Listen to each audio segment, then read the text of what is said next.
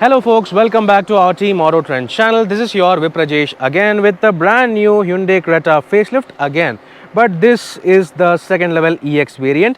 Yes, this EX variant actually claims to offer almost all the essential basic features you need for just 12.17 lakh rupees ex showroom in terms of pricing for the petrol manual version.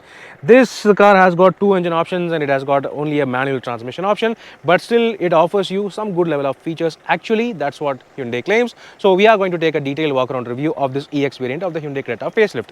First of all, this car has been provided to us by Kovai Hyundai showroom in Coimbatore today. So a hearty thanks to them. Along with that, a hearty thanks to you, our beloved viewers as well. It is your support that keeps us always motivated. So please don't forget to subscribe to our channel, and also please do like and share this video, and do share your comments as well. So first, let's take a look at the engine specs. This EX variant of the Hyundai Creta, along with the base level E variant, they are not available with the automatic transmission option. Instead, what you get are the standard engine options. You get the 1.5 liter 4-cylinder non-turbocharged petrol, and that is the 1.5 liter turbocharged 4-cylinder CRDI diesel. Both engines are available only with the 6-speed manual transmission, no automatic option and no turbo petrol option as well. So in terms of exterior, now you get to see the new front fascia on this new car. Yes, this looks almost like a Hyundai Palisade and kind of reminds us of the Toyota Land Cruiser as well, because it looks properly square and butch, and you also get these large headlamps. But yes, from the S variant onwards only you get the LED headlamps. For the lower spec EX and E variants, you get only halogen projector headlamps, while the high beam is just a non-projector halogen unit. The LEDs actually are present, but they are not DRLs. Instead, they are functioning as pilot lamps. They function only when you turn on the parking lamps and headlamps. The turn indicators are halogen units, no LEDs. LEDs are available only from the S optional variant onwards for the turn indicators. Then on this front area over here on top of the grille, from the S variant onwards, you get LED connected lamp over here, but this car does not have that. Clearly, the lower spec variants have got this chrome strip instead of the LED, so that is another difference. Apart from that, the front fascia remains exactly the same as the S optional, with the massive air dam, massive grille and other things. Only the other difference being the finish of the grille itself. You get dark chrome finish on the S optional variant and all, but these lower spec variants get a simple dark grey matte finish on the front grille. That's the only difference on the front grille. Apart from that, everything is quite nice to look at. Then coming on towards the side, this car looks majorly similar to the pre-facelift Hyundai Creta EX and E variants, thanks to the wheels. Yes, these are the same steel wheel covers with the same 16-inch steel wheels. These wheels are actually common on the E and EX variants, and the design has not been changed from the pre-facelift version, which means this car looks almost identical to the pre-facelift version when you view from the side profile. The good thing is that all-wheel disc brakes, along with ESP, traction control, hill hold assist, rollover mitigation, all those safety features, active safety features, are standard across all variants, even on the E and EX, so that is a big plus point. Then other common features include the body color door handles, body colored ORVMs, but the only difference being the turn indicators are not located on the ORVMs. They are instead located on the front fenders, and they are regular halogen bulb units. So that's the other difference. Apart from that, everything is okay. You don't get roof rails, and you also don't get the panoramic sunroof. The roof rails are available from the S variant onwards, whereas the panoramic sunroof is available only from the S optional variant onwards. Whereas this EX variant itself gets you the shark fin antenna in black, so that's a good thing. Then coming on towards the rear, you get the LED horizon lamp, which extends across the width of the car. Yeah, but you don't get LED tail lamps. These are actually halogen bulb units, the tail lamps, and if you brake, they get illuminated. The indicators are also non-LED halogen units, so you can clearly see that the LED tail lamp design itself has changed for the lower spec variants. On the higher variants, you also get another LED lighting over here, but that is absent on the lower spec variants. But still, you get the LED connected lamp look like, so that's okay. You get the reverse lamp located lower down on the rear bumper, and you get 4 reverse parking sensors, no front parking sensor, and no reverse parking camera either. So that feature is clearly reserved from the S variant onwards. Then similarly, you also don't get the rear windshield wiper washer or defogger. It is just a simple rear windshield. And basically that's it. This car looks okay, quite nice, even though being one among the base variants. Let's now get into the interior.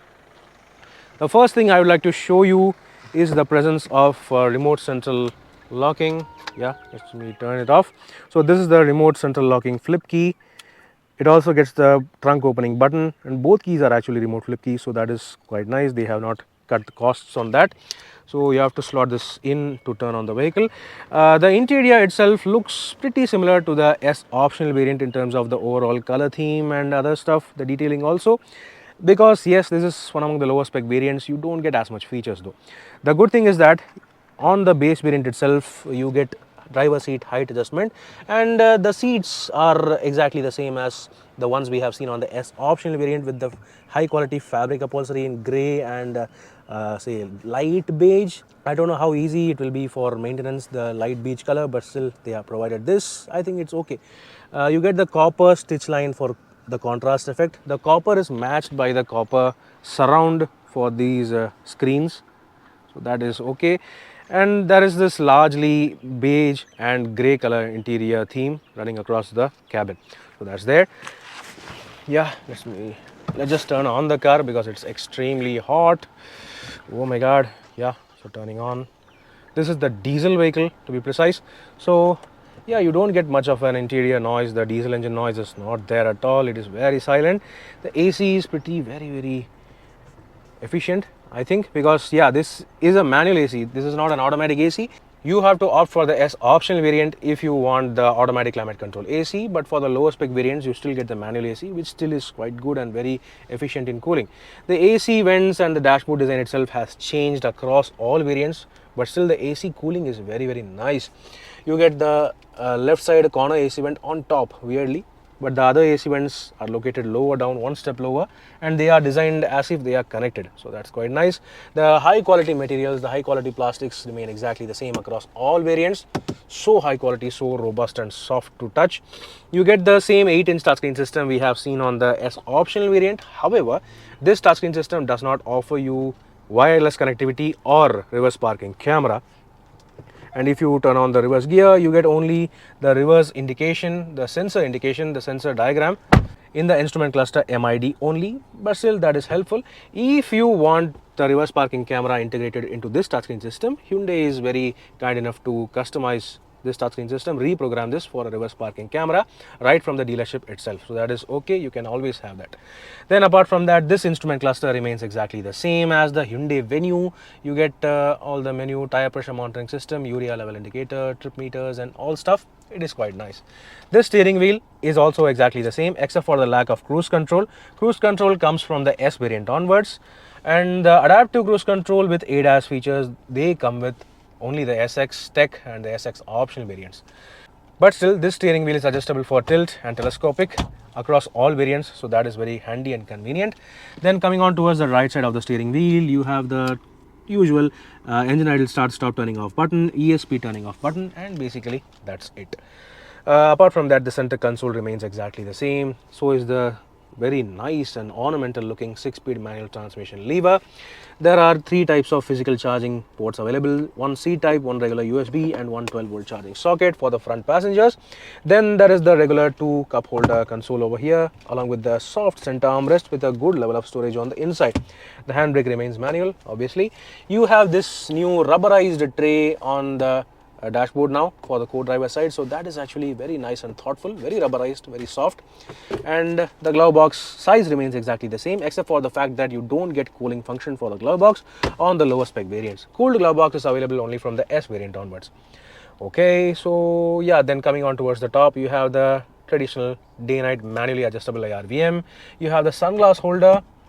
No electric sunroof on this variant, which means you get only the regular lighting console over here with 2 individual yellow cabin lamps and a separate central controlled cabin lamp switch there. You have a large vanity mirror for the co-driver side, a sun visor, that is quite nice, but nothing for the driver side, yes, as expected. Then all 4 power windows are standard across all variants of the Hyundai Creta. However, no one touch down feature for the driver or any window. They are just normal power windows, but you still get the electronically adjustable ORVMs on the EX variant.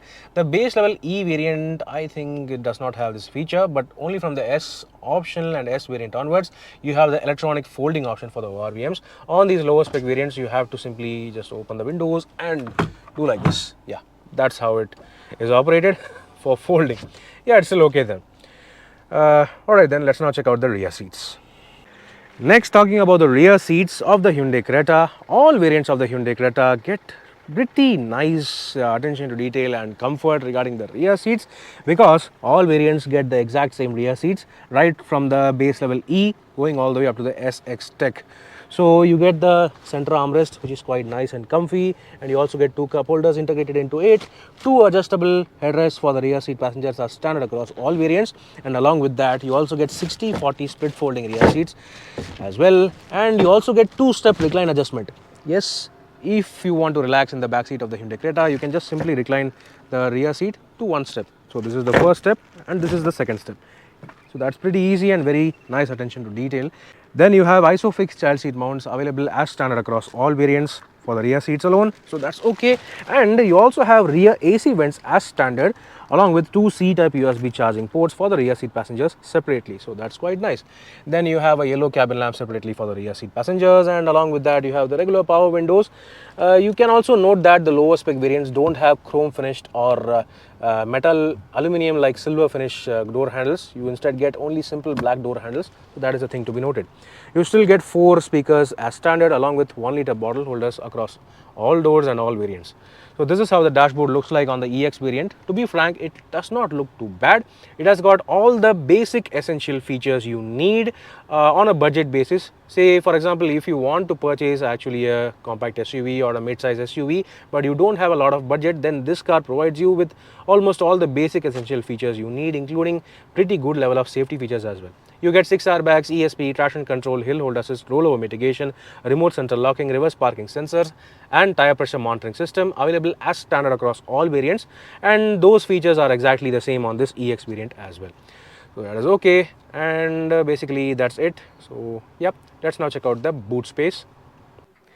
Next, taking a look at the boot space of this Hyundai Creta EX, I don't think there will be any difference with respect to the space, because the overall size and the overall space of the boot, the whole vehicle itself remains exactly the same across all variants. You get 433 liters of boot capacity over here, except for the fact that on the lower spec E and EX variants, you don't have the parcel tray shelf over here. The boot space itself is pretty exposed. So you can actually purchase the parcel tray as a part of accessories if you want that. Then you don't have a boot lamp on the left side.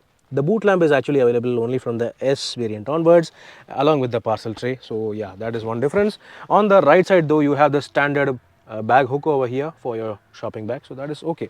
Then you have the additional flexibility of 60/40 split folding rear seats available as standard, which means if you want to load the vehicle and you have less passengers, you can just put your luggage here and slide it off.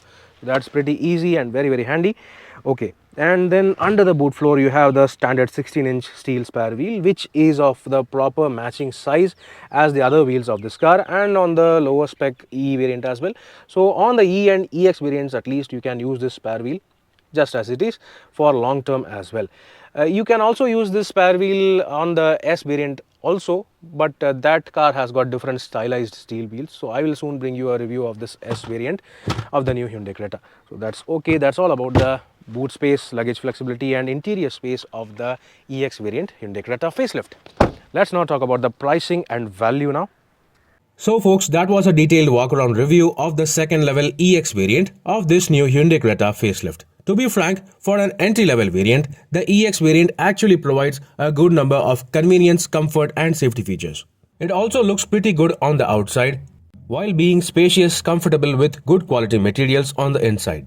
The key highlight of this EX variant is the factory-fitted touchscreen system with steering-mounted audio controls, which can be programmed to integrate the reverse parking camera as well.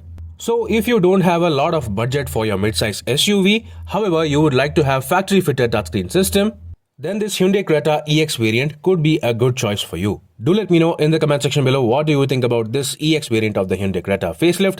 Meanwhile, this is Pretensioner signing off. See you on another video. Thank you for watching.